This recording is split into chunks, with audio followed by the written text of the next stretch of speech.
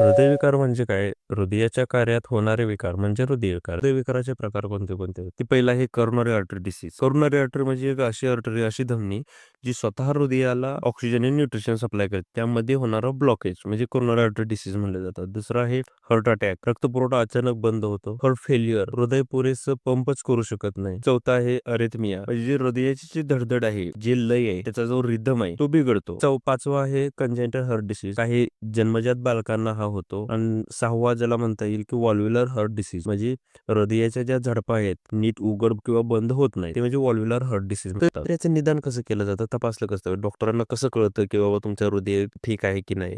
तर पहिले ते ईसीजी, इलेक्ट्रोकार्डिओग्राम, यामध्ये तुमच्या हृदयाची स्पंदने चेक केली जातात. त्यानंतर 2D इको, यामार्फत हृदयाची सोनोग्राफी केली जाते की हृदय व्यवस्थित काम करतं का नाही. त्यानंतर येतं TMT टेस्ट, म्हणजे ट्रेडमिल टेस्ट, चालताना हृदयावर किती ताण येतो ते यामध्ये बघितलं जातं. नंतर येतो अँजिओग्राफी, यात रक्तवाहिन्यांची तपासणी केली जाते, हृदयाच्या रक्तवाहिन्यांची तपासणी केली जाते. ही तपासणी हृदयात ब्लॉकेज आहेत का, असतील तर किती आहेत आणि ते कुठे आहेत हे तपासलं जातं. नंतर येतं हे लिपिड प्रोफाइल टेस्ट, यामध्ये कोलेस्ट्रॉल, ट्रायग्लिसराईड, LDL, HDL हे चेक केलं जातं. तर पुन्हा भेटूच एक नवीन आरोग्य विषयासह. तोपर्यंत हृदयाशी संवाद ठेवा आणि आरोग्याशी नातं जोडा.